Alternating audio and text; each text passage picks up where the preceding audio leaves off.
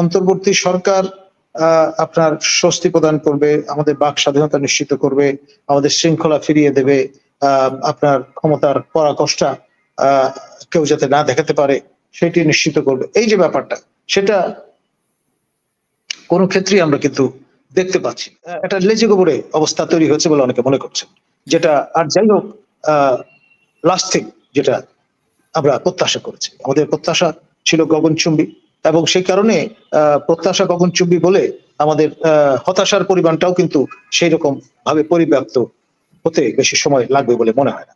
দেখুন, সমস্যাটা অন্য জায়গায়। আপনার এখানে বেসিক্যালি তিনটি পক্ষ। মজা করে অনেকে বলেন দক্ষিণ পাড়া, উত্তর পাড়া এবং মাঝখানে আমাদের নোবেল লরেট।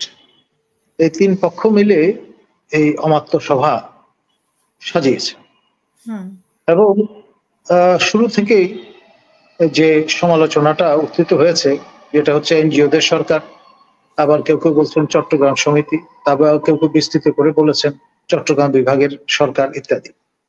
তো এই সমালোচনাগুলো দূর করবার চিন্তা থেকে কিছু কিছু মেজার নেওয়া হচ্ছে, যেমন শিক্ষা মন্ত্রণালয়ে একজন আপনার সহকারী বসিয়ে দেওয়া হয়েছে প্রতিমন্ত্রীর মর্যাদায়।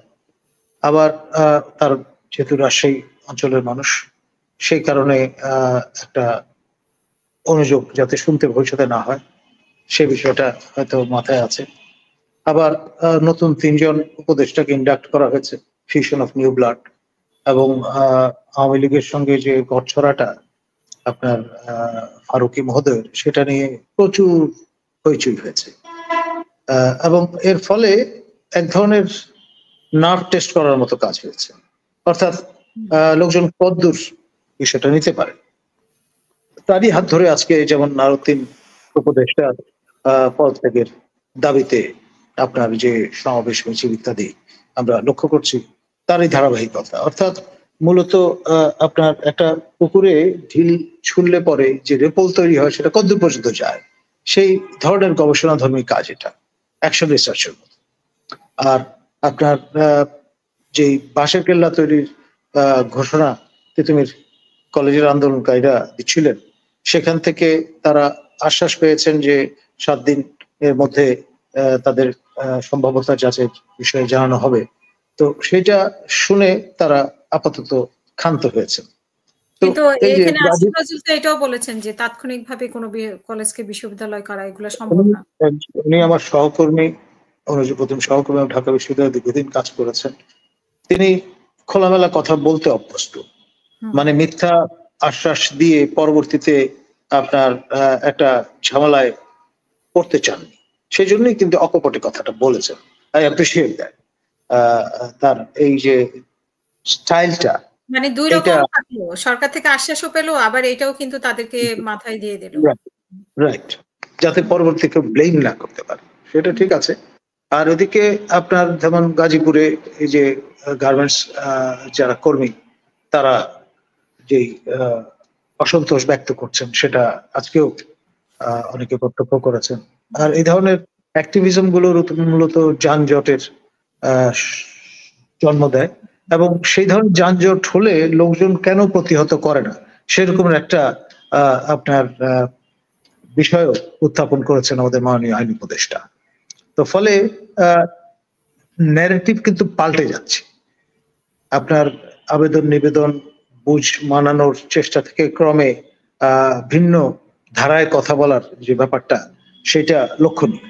এবং আপনার এই যে কখনো তহসিলদাররা এগিয়ে আসছেন, কখনো আপনার অনলাইন যারা কাজ করেন তারা এগিয়ে আসছেন, কোনো না কোনো স্টেক হোল্ডার কোনো না কোনো দিন কোনো না কোনো ধরনের অ্যাক্টিভিজমের আপনার বহিঃপ্রকাশ ঘটাচ্ছেন রাজধানী শহরে।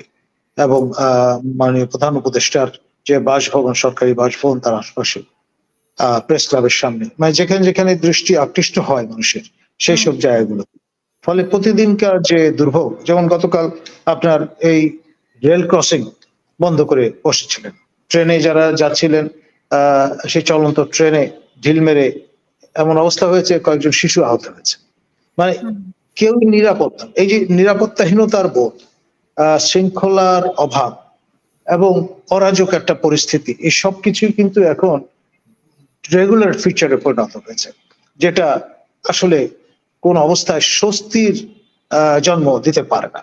এখন অন্তর্বর্তী সরকার আপনার স্বস্তি প্রদান করবে, আমাদের বাক স্বাধীনতা নিশ্চিত করবে, আমাদের শৃঙ্খলা ফিরিয়ে দেবে, আপনার ক্ষমতার পরাকাষ্ঠা কেউ যাতে না দেখাতে পারে সেটি নিশ্চিত করবে। এই যে ব্যাপারটা, সেটা কোনো ক্ষেত্রেই আমরা কিন্তু দেখতে পাচ্ছি না।